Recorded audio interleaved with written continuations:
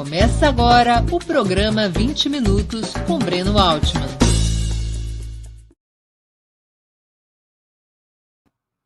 Bom dia!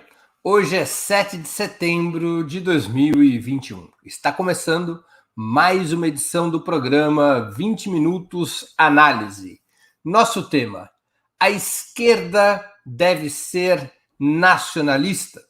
Nos últimos anos, as forças de direita e seus apoiadores passaram a estar fortemente identificados com a camiseta verde e amarela, com a bandeira nacional, com os símbolos e histórias oficiais da nacionalidade. A esquerda, por sua vez, fez do vermelho sua identidade contraposta, nas ruas e nas redes, opondo tanto sua narrativa política quanto histórica à versão supostamente nacionalista do conservadorismo e do neofascismo. A direita defende uma nação mitológica, muitas vezes fundida ao fundamentalismo religioso. Brasil acima de tudo, Deus acima de todos.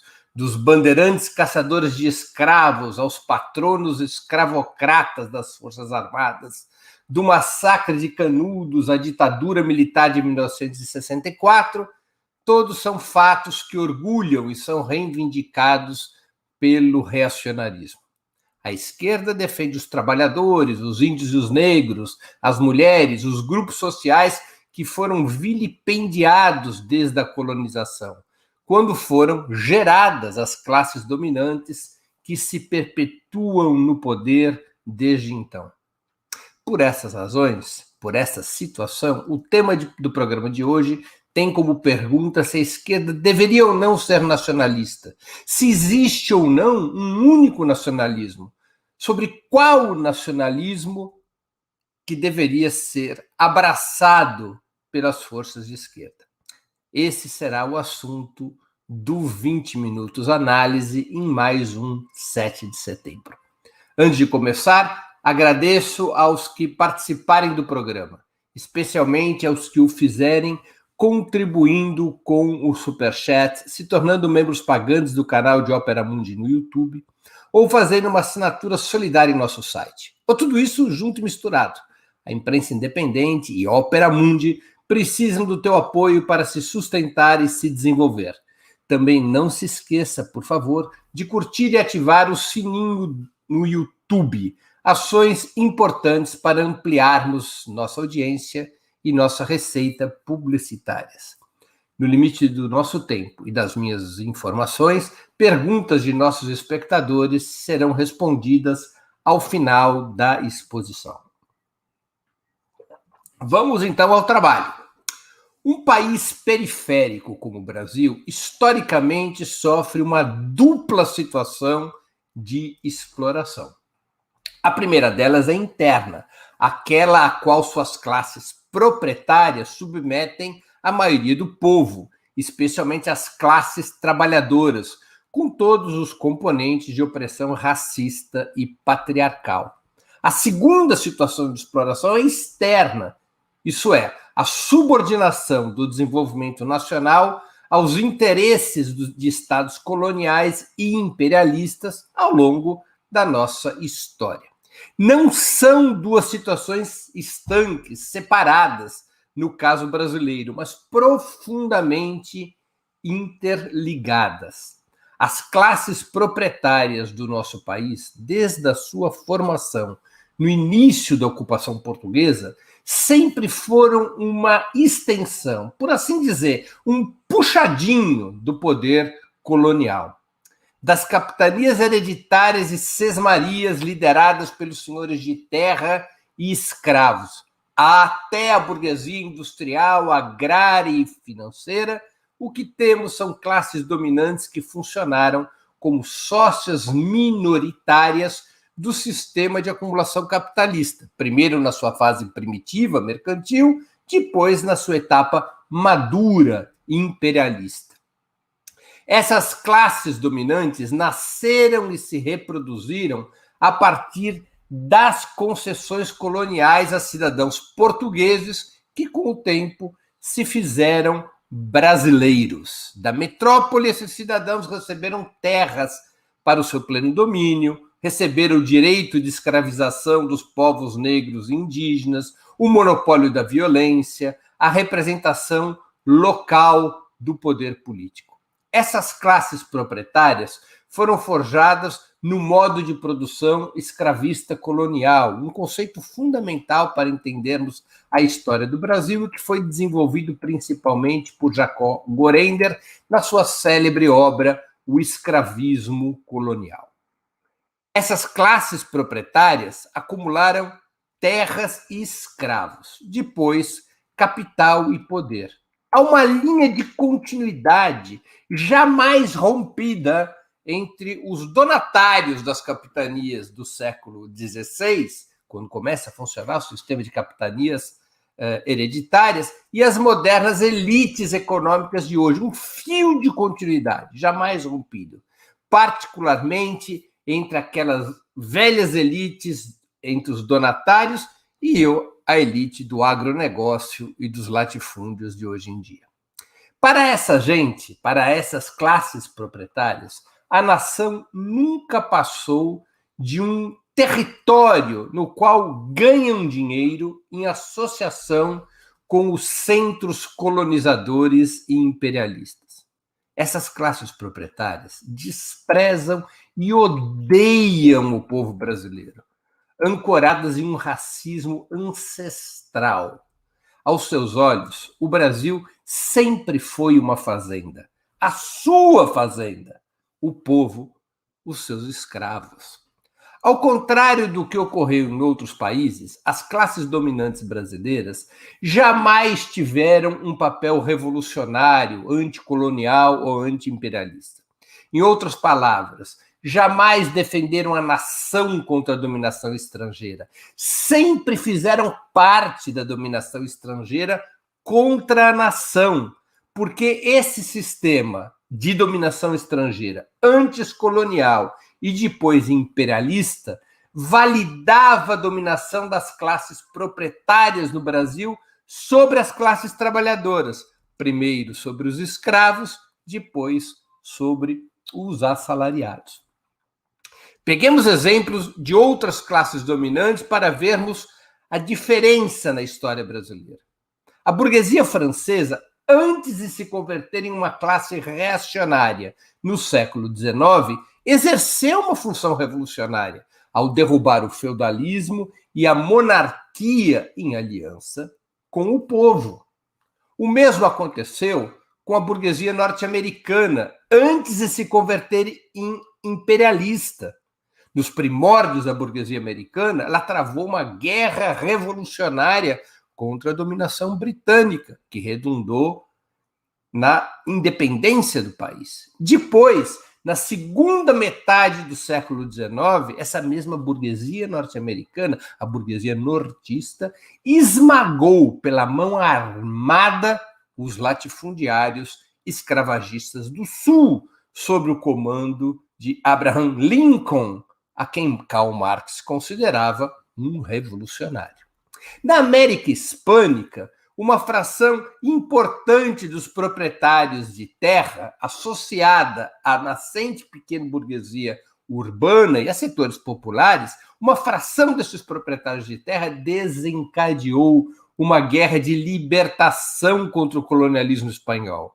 Na etapa que antecedeu a transformação dessa própria fração rural, sua transformação por sucessivos golpes e guerras em classe dominante, antipopular e pró-imperialista. Aqui no Brasil, nada disso aconteceu.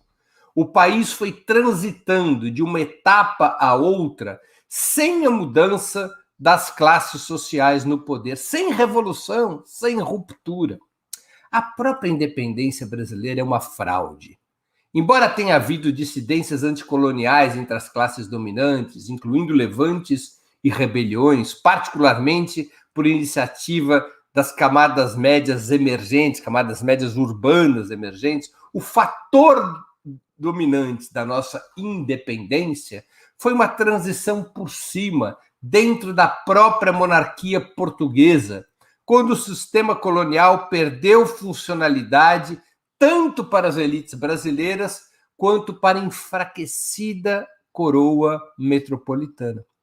Não é à toa que Dom Pedro I, vejam só essa, não é à toa que Dom Pedro I, em 1826, também seria simultaneamente rei de Portugal e Algarves, e era chamado lá Dom Pedro IV, cá Dom Pedro I, antes da sua abdicação em 1831, para se dedicar à recuperação do trono português. Dom Pedro I, depois de alguns meses como Dom Pedro IV, em 1826, diante daquela situação bizarra de ser o imperador do Brasil, um país supostamente independente, e de ser o rei de Portugal, Dom Pedro I renuncia em Portugal e cede o trono para sua filha, Maria II. Maria II, no entanto, em 1828, é derrubada pelo irmão de Dom Pedro I de cá, Dom Pedro IV de lá, Dom Miguel. Dom Pedro I resolve, então, abdicar do trono brasileiro em 1831 para formar um exército de mercenários e lutar contra seu irmão Miguel, numa guerra civil que começa em Portugal e se expande por toda a Península Ibérica. Vejam só o entrelaçamento entre a independência brasileira e a coroa portuguesa, mesmo depois de 1822. A parte mais simbólica e grotesca da independência brasileira talvez seja o Tratado do Rio de Janeiro, assinado em 29 de agosto de 1825, quando finalmente Portugal reconhece a autonomia brasileira sob pressão britânica, porque ao Reino Unido interessava que se rompessem definitivamente os vínculos coloniais, o pacto colonial entre Lisboa e o Brasil, para que o Reino Unido pudesse ampliar seus negócios aqui no nosso território. Por esse Tratado do Rio de Janeiro, a independência brasileira aparece como uma concessão do trono lisboeta. Está escrito deste modo mesmo. A coroa portuguesa, na data de 29 de agosto de 1825, concede ao Império do Brasil independência, e assim por diante. Aparece no tratado como uma concessão do trono lisboeta, além de serem fixadas indenizações que foram pagas tanto à coroa portuguesa quanto aos portugueses que eventualmente tiveram terras e outras propriedades confiscadas no Brasil. Um tratado em separado, assinado nessa mesma data, beneficiava os interesses comerciais do Reino Unido. Vai-se Portugal com seu colonialismo, entra o Reino Unido com seu neocolonialismo. Esse tratado em separado estabelecia que o Brasil aboliria o comércio de escravos dali a 4 anos. Como é sabido, isso somente viria a ocorrer em 1850, 21 anos depois do prazo estabelecido. Desse modo é que foi sendo construído o Império e depois a República. As mudanças de regime político simplesmente representavam, ao mesmo tempo, uma resposta das elites às pressões e às lutas populares, porque o povo lutava, o povo queria a independência, a república, a abolição. Então, era uma resposta às pressões populares, às mudanças de regimes políticos, mas também uma autorreforma que preservasse os mesmos interesses materiais das mesmas classes proprietárias de sempre. Essa é a história do Brasil, a história das transições por cima. Nenhum episódio relevante que nos conta a historiografia oficial, por exemplo, a Guerra do Paraguai ou a Proclamação da República, teve a ver com a questão nacional. A questão nacional servia para as elites apenas de pretexto e narrativa para buscar apoio popular aos movimentos das classes dominantes que foram sendo criados por essas relações escravistas coloniais. tão bizarras, presta atenção nessa história que eu vou contar.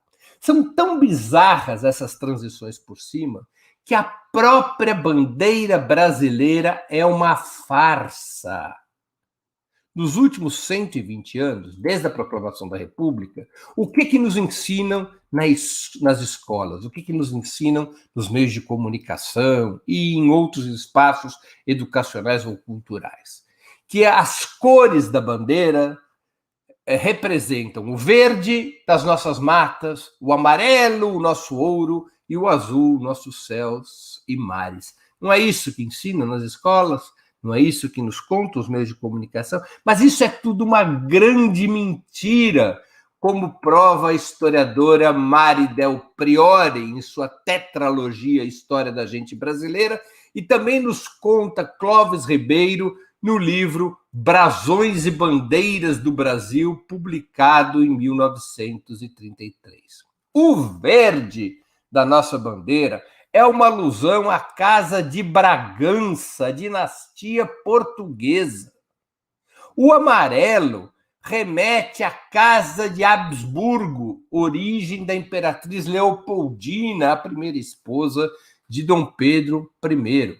Essas duas cores estavam presentes na bandeira imperial, como vocês podem ver na tela, e continuaram vigentes na bandeira republicana. Deodoro da Fonseca fez questão de ter uma bandeira que fosse de continuidade, ainda que durante 4 dias, vejam agora na tela, ainda que durante 4 dias, entre 15 de novembro de 1889 e 19 de novembro de 1889, quando sai o decreto descrevendo a bandeira republicana, essa era a bandeira do Brasil, como se fosse a bandeira dos Estados Unidos. A cor dos Bragança, a cor do Habsburgo, alternando em faixas, e o quadradinho azul com as estrelas brancas que representavam os estados brasileiros. Essa bandeira durou 4 dias. Eles se deram conta de quão vergonhoso era ter uma bandeira que copiava a bandeira norte-americana, que substituíram pela bandeira republicana atual. A bandeira republicana atual, ela preserva o verde e amarelo, as cores dos Bragança e do Habsburgos. Querem símbolo maior da continuidade sem ruptura? A bandeira brasileira da República Federativa do Brasil é composta pelas cores de casas monárquicas. Uma delas, os Bragança, diretamente responsável pela colonização do Brasil. Essa é a bandeira brasileira. Obviamente, essa bandeira e as cores ditas nacionais já deveriam ter sido abolidas e substituídas há muito tempo, se tivéssemos efetivamente sido capazes de conquistar nossa efetiva independência nacional e a construção de uma república democrática. Aliás, também os patronos das Forças Armadas deveriam ter sua titulação cancelada. Caxias, Tamandaré, Osório e os demais, todos chefes durante a Guerra do Paraguai, não passavam de aristocratas escravagistas que serviram em uma guerra imperialista, cujo objetivo era atender os interesses de expansão agrária dos latifundiários, especialmente os da pecuária sulista, e os desejos geopolíticos do imperador de submeter países menores ao tacão da aristocracia representada pelo trono de Dom Pedro II. Ao longo da história, como já me referi, despontaram alguns setores das classes dominantes que estavam bloqueados pelo sistema colonial imperialista, que de fato assumiram uma perspectiva nacionalista. Talvez a mais notória corrente política a expressar esse nacionalismo burguês progressista tenha sido o varguismo, organizado politicamente como trabalhismo.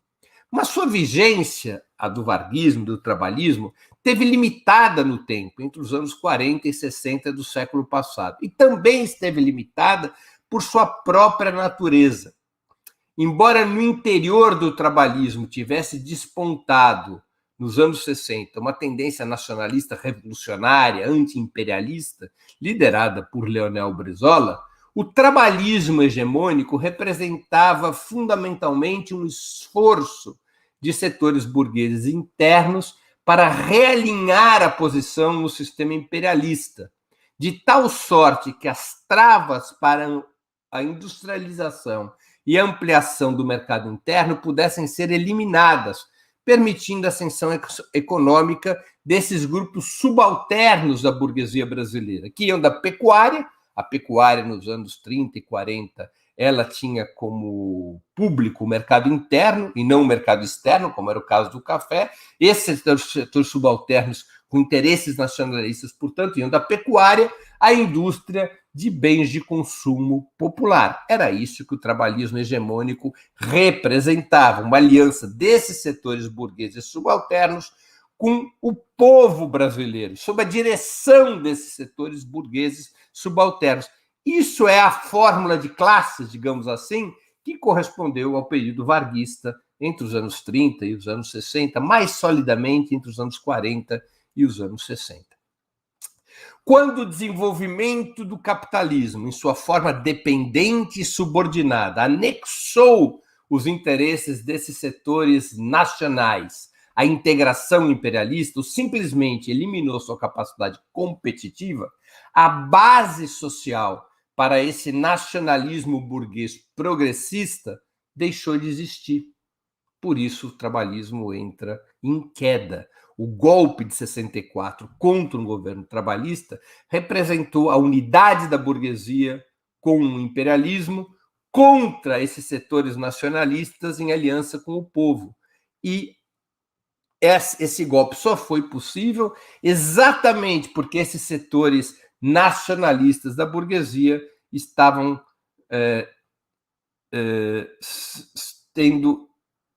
perdendo força econômica, estavam perdendo capacidade de oferecer uma alternativa para o país em função do desenvolvimento capitalista real, que era anexado ao imperialismo, especialmente ao imperialismo estadunidense. Nos últimos 60 anos, portanto, o nacionalismo burguês não foi outra coisa diferente do que sempre foi, uma cascata, uma história para boi dormir, um conto da carochinha, uma arma ideológica, como fica claro com o bolsonarismo, em seu neofascismo entreguista e subordinado até o talo ao imperialismo estadunidense. Esse nacionalismo burguês fraudulento, ele se apropria de símbolos e narrativas para disfarçar os interesses e ódios da burguesia brasileira. Disfarçam esses interesses e ódios como questão nacional. Há muito tempo, as classes dominantes brasileiras já traíram a pátria, pois nasceram, na verdade, de costas voltadas à ideia de nação. Somente as classes trabalhadoras no Brasil são efetivamente patrióticas, pois a emancipação das classes trabalhadoras e o seu futuro dependem de se livrarem ao mesmo tempo da exploração interna e da dependência externa. Somente as classes trabalhadoras e seus partidos, as correntes socialistas, anticapitalistas, podem ser consequentemente anti-imperialistas, abraçando a ruptura com o sistema neocolonial mundial e abrindo caminho para uma via socialista de desenvolvimento.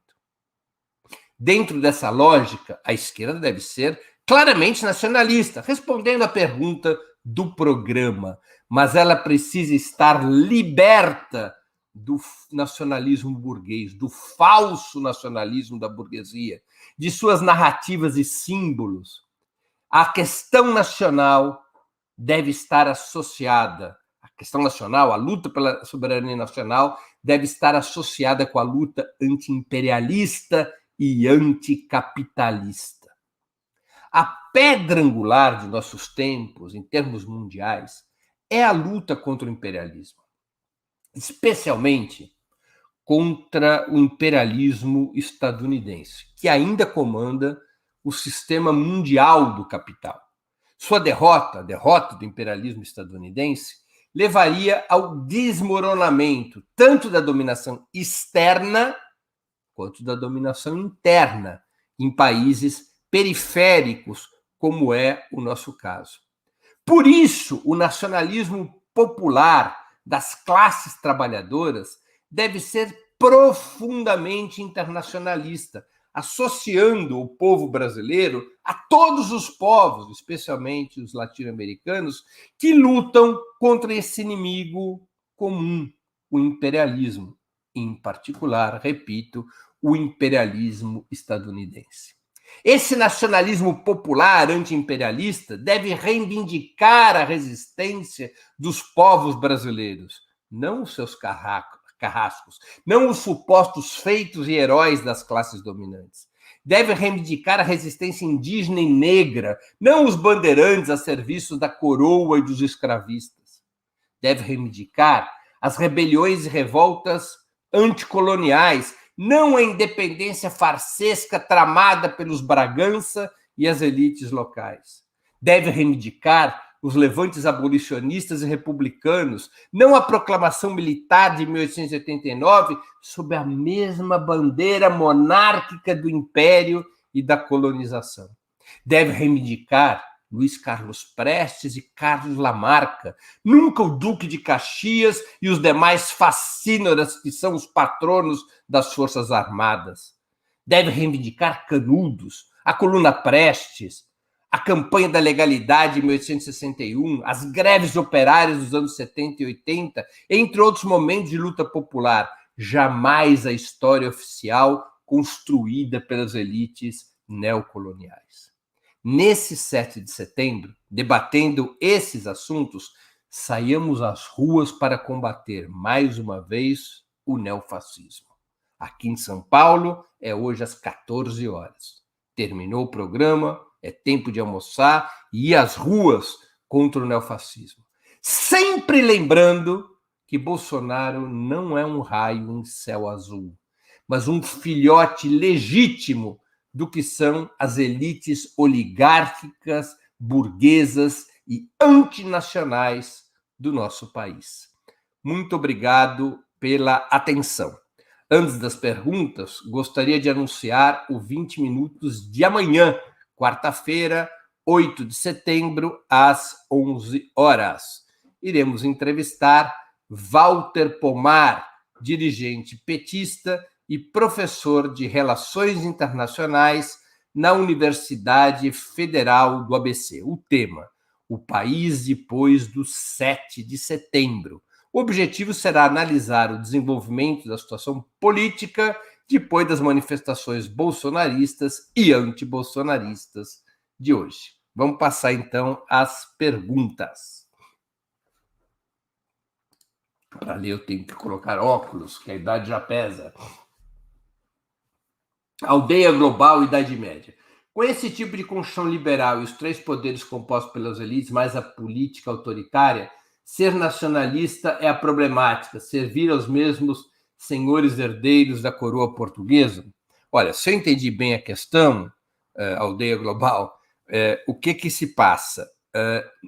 Como o Brasil, ao contrário de outros países, ele transita por aquilo que Gramsci chamava de revolução passiva, que são transições pelo alto, sem ruptura, sem efetiva revolução.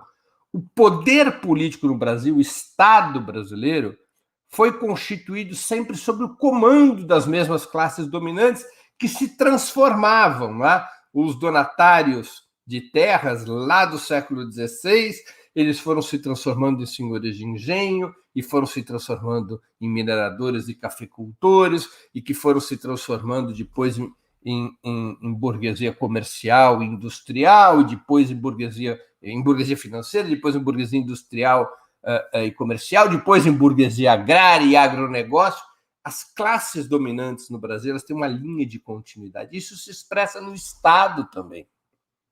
O Estado brasileiro foi sendo moldado por estas classes dominantes.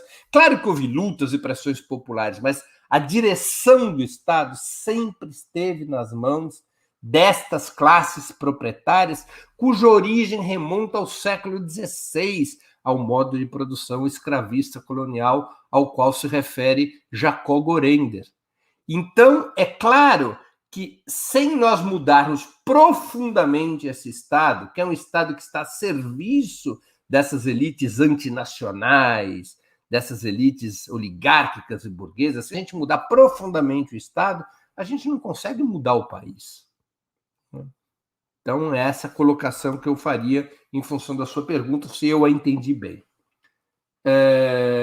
José Igor, Breno, qual a diferença entre nacionalismo e chauvinismo? É uma boa pergunta. O nacionalismo é a defesa da independência de um país. O chauvinismo é a defesa da sobreposição de uma nação ou de uma nacionalidade sobre as demais. O nacionalismo imperialista, o nacionalismo nos Estados imperialistas, por exemplo, ele é nitidamente chauvinista, porque a defesa da questão nacional para os países imperialistas, como os Estados Unidos, o Reino Unido e assim por diante, é a defesa da subordinação das demais nações, nacionalidades e etnias ao seu próprio Estado. É uma postura chauvinista, de sobreposição, e não uma defesa da independência, como é o nacionalismo. Então, essa é a diferença principal entre nacionalismo e chauvinismo. O chauvinismo pode se manifestar na relação entre distintas nações ou pode se manifestar internamente. O nacionalismo chauvinista nos Estados imperialistas muitas vezes ganha um recorte racial, não é? Um recorte que vai contra povos internamente colonizados. Os Estados Unidos é um país que tipicamente possui esse tipo de relação. Povos internos colonizados, nações internas colonizadas. O povo negro, os povos originários, então ele tem uma relação chauvinista também com recorte racial. Esse tipo de chauvinismo de recorte racial também era próprio do nazismo e também é próprio de outros nacionalismos grão-burgueses, das grandes potências imperialistas. Isso é diferente do nacionalismo. O nacionalismo é a defesa da independência e da soberania nacionais. Mirtes Cohen, a pergunta é, pode existir uma esquerda brasileira que não seja nacionalista? Mirtes, não pode. A esquerda brasileira ela tem que ser, ao mesmo tempo, anticapitalista e nacionalista. Porque, como eu disse no início da exposição, um país periférico como o Brasil vive uma dupla exploração. É a exploração interna que as classes proprietárias exercem sobre as classes trabalhadoras e a exploração externa que é provocada pela subalternidade do país em relação aos países imperialistas. Então, essas duas situações estão muito vinculadas. Não é possível enfrentar uma sem enfrentar a outra. Não é possível ser consequentemente anticapitalista, não é possível, consequentemente, lutar contra as classes proprietárias no Brasil sem lutar contra a dependência imperialista. E não é possível lutar contra a dependência imperialista, portanto, não é possível ser nacionalista de uma maneira consequente sem lutar contra as classes proprietárias internas que fazem parte do sistema imperialista, que internalizam o sistema imperialista no nosso território. Então, é uma luta dupla, é uma luta vinculada e que deve ser travada em conjunto. Portanto, a pergunta está muito bem posta. Só pode existir uma esquerda brasileira que seja nacionalista. Qualquer nacionalismo, não. Não é o nacionalismo fajuto da burguesia brasileira. É um nacionalismo de base popular, um nacionalismo anticapitalista, antiimperialista, que aponte uma outra via de desenvolvimento para emancipar o país. Eric Figueiredo, a independência não foi um arranjo para assegurar o poder e manter privilégios? Sim, Eric, eu concordo com isso. Foi um arranjo, como eu busquei explicar. Um pacto na família, não é? O rei Dom João VI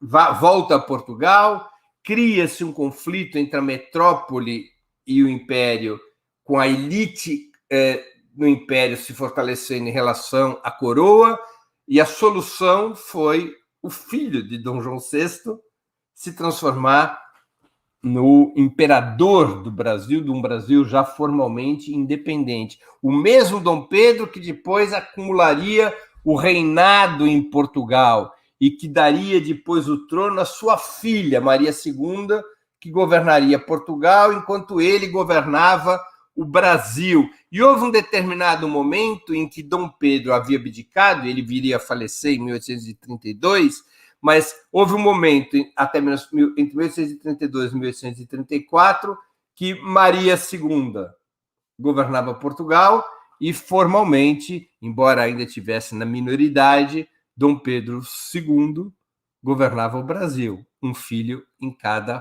ponto, um no Império, outro na antiga coroa metropolitana. Isso é uma prova de como foi um arranjo familiar, né? André Vinhal, que contribui com 25. Eu esqueci de novo, André, como é que chama essa moeda? É possível a ressignificação de símbolos nacionais por uma esquerda revolucionária, por exemplo, a bandeira nacional? Olha, André, vou te dizer, nem precisava ser uma esquerda tão revolucionária. A decisão sobre uma nova bandeira tinha que ter sido tomada na Constituinte de 45, porque é um escândalo a bandeira brasileira, André. Que bandeira de que país do mundo? Vocês conseguem imaginar que a bandeira francesa vai ter alguma cor que remeta aos Bourbon?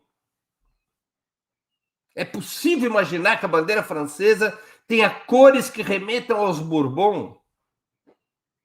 É claro que não. A bandeira brasileira, suas cores remetem à Casa de Bragança e os Habsburgos.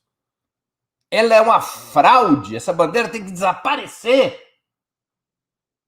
É uma enganação. Não tem nada a ver com o verde das nossas florestas, o amarelo do nosso ouro, o azul dos nossos mares e dos nossos céus. É uma enganação.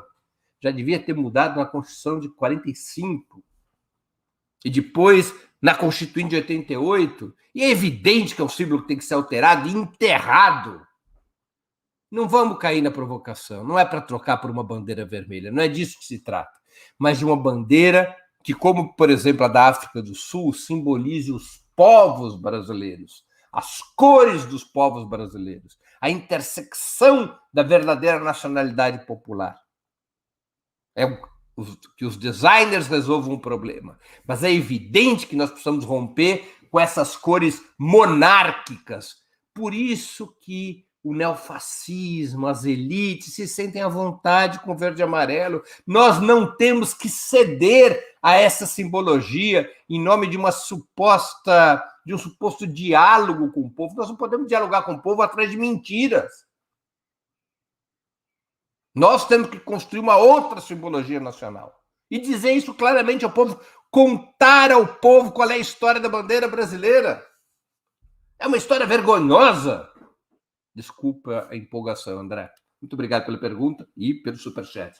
Pessoal, contribuir com o superchat é super importante para nós. Esses programas aqui, eles têm acesso gratuito, é evidente, sempre serão assim, mas o trabalho da equipe do Opera Mundi e tudo custa recursos, né? Para a gente poder competir com a imprensa de direita. Então, quem puder, se inscreva no canal do Opera Mundi aqui no YouTube, faz uma assinatura solidária. Se não conseguir contribuir todo mês, contribui agora com superchat, com super sticker, 10, 15, 20, 50 reais, vai somando cada programa, vai ajudando a gente a desenvolver um trabalho que a gente busca que seja cada vez melhor. Então, pessoal, nada de escorpião no bolso, vamos contribuir. Escarpar. Se a independência foi uma farsa, qual deveria ser a data nacional? Olha, ainda está para surgir a data nacional, né? Esse é o nosso grande problema, escarpar. Ainda nós não temos uma data nacional, porque nunca houve na história do Brasil o dia da caça, que sempre só teve dia do caçador. Haverá um dia que chegará o dia da caça. Haverá um dia em que o Brasil será independente, e que o seu povo estará emancipado. E aí, possivelmente, nós teremos uma bela data a comemorar. Por ora, vamos disputando o 7 de setembro. O Grito dos Excluídos, que existe já há 26 anos, é uma disputa de narrativa com o 7 de setembro, porque, efetivamente, algo importante aconteceu no dia 7 de setembro. o Brasil formalmente passou a existir como uma nação politicamente independente. Não é um feito que deva ser relegado. Eu não sou favorável a abolir a data de 7 de setembro enquanto não tivermos outra mais substanciosa na nossa história. Devemos aproveitar o 7 de setembro, como o fazemos já há tantos anos, disputando narrativa, denunciando a farsa, o caráter incompleto da independência brasileira, como a independência brasileira teve uma natureza antipopular e antidemocrática, não é? Mas, por hora, é uma data é a que temos, enquanto não tivermos outra mais esplendorosa. Um dia chegará, Scarpa, um dia chegará. Caê Cavalcante, Breno, acha possível alterar os retrocessos sem ter controle do Copom? Puxa, isso é uma outra conversa, Caê. Vai ficar para uma próxima exposição, senão a gente diversifica demais os assuntos. Fernando Domingues, nacionalismo mais racismo igual a nazismo? Olha, Fernando, é uma outra conversa também, um outro tema sobre o que era o nazismo. Vamos pensar em alguma coisa a esse respeito. Eu acho até que já existe um 20 minutos sobre isso, mas se não tiver, a gente vai inventar um outro, um tema muito importante. Mas eu não acho que a fórmula do nazismo seja assim simples. É mais complexa que isso. O nazismo tem nacionalismo, o nazismo tem racismo, mas o nazismo tem outros elementos fundamentais, que tem a ver com o imperialismo alemão e assim por diante. Né? Rosana Lage, Breno, me incomoda as críticas de alguns contra as pautas identitárias. Muitas nem são. As pautas colocam-se contra um único pensamento, que para mim é elitista e colonial. Fale delas, por favor. Olha, eu acho que eu não utilizo, não chamaria as pautas antirracista e antipatriarcal como identitárias, porque eu penso que a luta antirracista e a luta antipatriarcal, elas fazem parte, elas estão integradas à luta de classes. Não é? Nós não podemos desconsiderar o papel da escravidão e, portanto, do racismo na Constituição, seja das classes dominantes brasileiras, seja das classes trabalhadoras, como tampouco podemos desconsiderar o patriarcado. Então, quando nós falamos na composição da classe trabalhadora e na composição das classes proprietárias, nós temos que levar em conta também esses dois outros marcadores. Temos o marcador das relações de produção, que é o marcador fundamental, mas esse não é o único marcador da constituição das classes no Brasil. Você tem um outro marcador, que é o racial, e um outro marcador, que é o patriarcado. Então, claro que se você tratar a questão racial e o patriarcado fora do desenvolvimento do capitalismo, sem compreender que a superação do racismo e do patriarcado depende da superação do sistema capitalista, você acabará por transformar essas pautas em pautas identitárias, pautas de diversidade, né? Pautas de identitarismo essencialista, para reivindicar o seu nome mais formal, que se vincula a uma corrente da filosofia, que é a predominância da essência. O que é a predominância da essência? Aquilo que nasce conosco é o que é mais relevante, não são as relações de produção. O que nasce conosco? Nosso gênero e a cor da nossa pele. Então, há um identitarismo essencialista, mas estas pautas contra o racismo e o patriarcado, elas fazem parte da luta de classes quando concebidas como ingredientes, como elementos da constituição do capitalismo real no Brasil. Né? Não sei se eu satisfiz a tua pergunta, Rosana, mas espero que sim. Júlio César Macedo, bom dia, Breno. Por gentileza, você sabe a qual capitania hereditária de João Agripino Dória é pertencente? Ou seja, que ele pertence à estrutura familiar? Puxa, a gente tem que pesquisar na genealogia, né? O Agripino era um dos donatários. A família Agripino era uma dos donatários, um dos 12 donatários. Se eu não me engano, a família Agripino foi donatária... A família Agripino foi donatária do que hoje corresponderia a um pedaço do Alagoas, não, um pedaço do Rio Grande do Norte, se a minha memória não me traz, precisaria pesquisar. Mas os agripinos eram um dos 12 donatários, eu não sei se tem vamos dizer assim, raízes genealógicas com o Dória, né? Mas eu não descartaria. A EID, a contribuição do André é um dirham dos Emirados Árabes. Muito bem, vou tentar não esquecer, Igor. Gustavo Cardoso pergunta, contribuindo com superchat. Isso aí, pessoal, nós precisamos mesmo de superchat, super sticker, assinatura no canal. Apesar da origem, a bandeira não pode ser ressignificada, a bandeira de Cuba é um pastiche da americana, o que não impede Cuba de ser independente. Não. A bandeira de Cuba não é propriamente um pastiche da americana, ela tem cores, né, como as de Porto Rico. E, de fato, ela foi ressignificada com a Revolução, não houve uma alteração. Na Venezuela já houve, a Venezuela bolivariana tem uma outra bandeira, a Constituinte de 2001, na Venezuela, estabeleceu uma nova bandeira. No Brasil é complicado, porque o problema do Brasil não são cores aleatórias. As cores brasileiras são as cores de duas casas monárquicas. É complexo ressignificar duas casas monárquicas. Não é? Eu acho que, no caso brasileiro, nós precisamos ter uma nova bandeira, novas cores nacionais, libertas da monarquia, libertas desse passado colonial. É diferente do que a bandeira cubana, porque a bandeira americana ela não representa monarquias. Não, a bandeira americana não representa monarquia. Pessoal, com isso terminamos as perguntas. Eu queria agradecer muito a quem nos acompanhou, a audiência. E nós voltamos a nos ver amanhã, às 11 horas da manhã, no programa 20 Minutos, uma entrevista com Walter Pomar para analisar a situação política depois das manifestações bolsonaristas e antibolsonaristas de hoje. E quero aqui lembrar, eu não sei nos outros estados, aqui em São Paulo, que é onde eu moro, hoje às 2 horas da tarde, tem manifestação no Anhangabaú.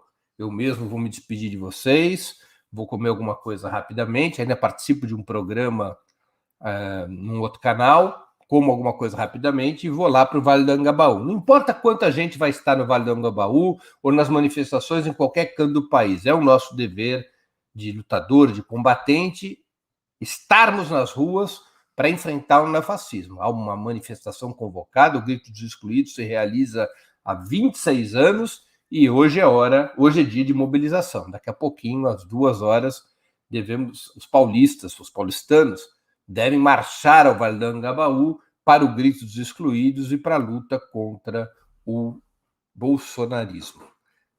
Até amanhã, 11 horas da manhã, com a entrevista com o Walter Pomar. Um grande abraço, obrigado pela audiência. Para assistir novamente esse programa e a outras edições dos programas 20 Minutos, se inscreva no canal do Ópera Mundi no YouTube. Curta e compartilhe nossos vídeos, deixe seus comentários.